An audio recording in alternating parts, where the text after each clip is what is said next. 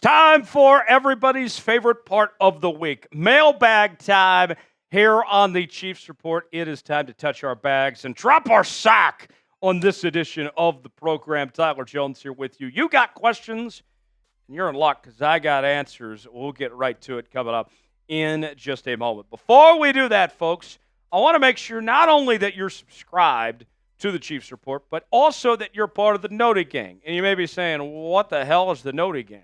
The Noti Gang is the folks that have their notifications turned on, the real ones here on the Chiefs Report. Subscribe now, turn on notifications, lock us in so you never miss a moment for the latest happenings on your Kansas City Chiefs all season long. Anytime we have a live show, watch parties, breaking news and rumors, all of our new content, you'll be the first to know about. Subscribe now for free, turn on notifications. You'll be glad you did, and we'll get started with today's show. First question this week comes from KC Fan Forever, wants to know, should the Chiefs trade for Terry McLaurin? Scary Terry, I got to tell you, I'm intrigued by this possibility, and I'll be honest, I don't think the price tag is as high as some would think when it comes to Terry McLaurin here. McLaurin kind of off to a slow start to 2024 at this point. 8 catches, 39 yards, 4.9 yards a reception. He is being paid a decent amount at his position, as all wide receivers are at this point in time. But you think about where the Chiefs are at the wide receiver spot. Hollywood Brown out till mid-January. Then you got Rashee Rice, who's playing at a high level. Xavier Worthy, I think, is got potential to be a star, but they're still working him into this offense and kind of putting him in like gadget plays situations at this point. I think that will evolve as the year goes along. But with that said, if you're a Chiefs team that is got championship expectations, then you are looking for the best of the best, right?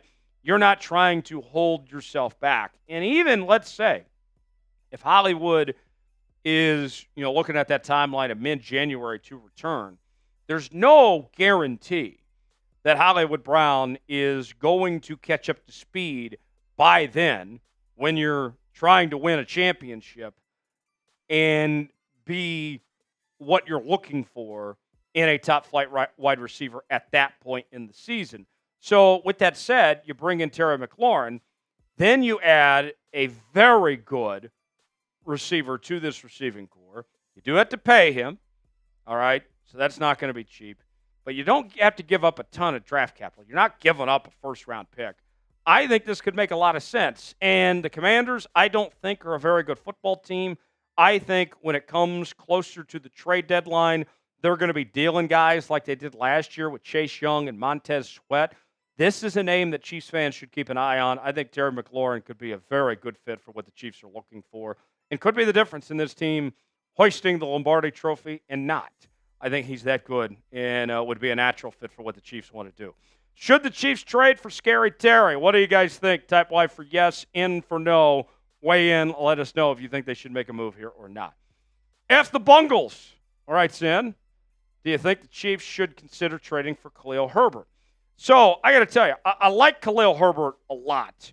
Khalil Herbert is a guy I have followed closely for a long time. He began his college career at the University of Kansas, playing there in a very good running back room with Puka Williams, who you may recall. I know KU fans know all about Puka. Remember, former 5-star and all that. And Khalil Herbert was just as good, if not better, than Puka Williams was. But there was pressure on KU to play Puka compared to Khalil Herbert because of the 5-star next to Puka's name. And Khalil was kind of the odd man out. And after he left that Kansas team, he kind of gave an FU to Kansas and said, I'm going to go do my thing, and I'm going to show what I'm made of. And it was fantastic at Virginia Tech. Goes to the Chicago Bears and was kind of an afterthought with that Chicago team. And now he's been kind of phased out of that offense with DeAndre Swift there. Khalil Herbert, I think the Bears are going to be looking to potentially move on from. And this is a guy that could come in, and with the injury to Pacheco, we'll see what Kareem Hunt looks like. Samaje Perine, of course, is a bit older now. Khalil Herbert, still a very young back. He's also a very decent receiver here. I'll say this. and this might be a hot take. Some of you aren't going to like this, but hey, you come here for what you need to hear, not what you want to hear. Khalil Herbert, I think, is better than any running back on the Chiefs roster right now. Of the active roster. Obviously not counting Pacheco, just so we're clear. Khalil Herbert, you give up maybe a 6th or 7th round pick? You put him in the starting lineup. I would love the results from Khalil Herbert. I think it would be great for this Kansas City Chiefs team, and you could still use him effectively when Pacheco comes back. I love that idea. Should the Chiefs trade for Khalil Herbert? You got 2 options here. Type T for trade, B for pass. Weigh in. Let us know. Put on your GM hat. Today's show is sponsored by Game Time. Game Time is the place to go for the best seats, the lowest prices guaranteed. Whether you're looking for tickets to sporting events, concerts, theater productions, comedy shows, and more, Game Time's got it all, folks. Maybe you're looking to head to Atlanta this weekend for the Chiefs and Falcons game. You can do so on Game Time. You choose the event you want to go to. Choose the seat with their seat views. Then see if you like that seat or not. Get the visual, and you're checking out with Apple Pay, Google Pay, Venmo, all major credit card providers. Game Time is a new feature called Game Time Picks that makes getting tickets to see your favorite teams play live even easier. Game Time Picks filters out the fluff to show you only incredible deals and great seats. So you don't have to waste time searching through thousands of tickets. They got their super deals. If you see a super deal, that's going to be one you don't want to pass up. Their seat views, very great interactive feature. Your purchase is covered with the most flexible customer service policy in the ticketing industry. Download the Game Time app, create an account, and use code ChatSports for $20 off your first purchase. Terms apply. Again, create an account and redeem code CHATSPORTS for $20 off. Download Game Time today. What time is it? Game Time. The link is in the comments and the description of today's video. All right, let's continue. Our next question in the mailbag this week comes from Kit Swifty. How bad is the tackle situation? Should we consider a trade for David Quessenberry? Very good question. Let's break down this tackle situation. We're going to be honest here. Kingsley has not played great to start the season. And he's a rookie. You're going to go through growing pains. That's okay. At one point, he got benched for Wanya Morris this past week, and that didn't go so well either. Wanya Morris really struggled as well. Trey Hendrickson, here's the thing. You're not going to face guys like Trey Hendrickson every single week. So that was a tough go for Kingsley for his second start to have to face one of the best pass rushers in the entire league. With that said, Kingsley's going to get better. You got Jawan Taylor at the right tackle spot. If Andy is listening, this is the solution I would like to see. Let me answer this part, and then we'll go to the Quessenberry part.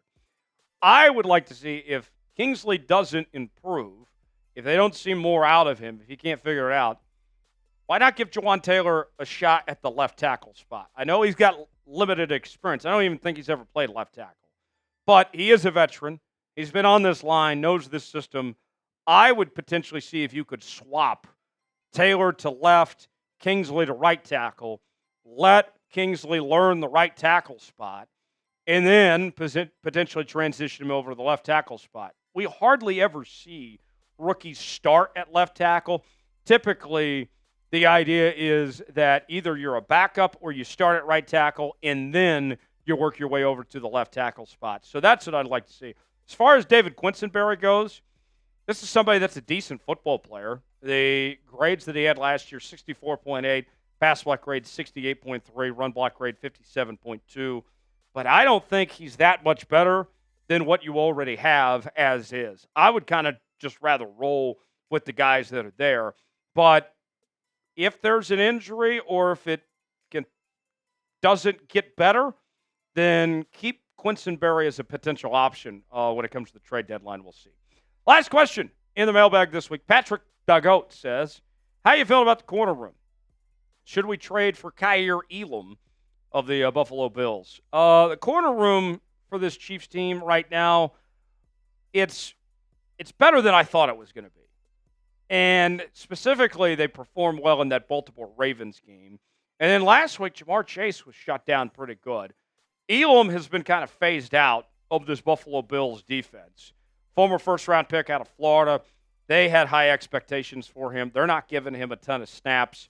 But he's another player, kind of like we talked about with Quessenberry. If you get to the trade deadline and the corner room doesn't look great, if it starts to falter and you need other options, Elam's a potential name to keep an eye on for this Kansas City Chiefs team if they're potentially needing some help. I do think there's better options out there than Elam. We talked about Emmanuel Forbes a couple of weeks ago as a possibility. We'll see what the Chiefs do. For continuing Chiefs coverage, subscribe now to the Chiefs Report. I'm Tyler Jones. We will see you next time.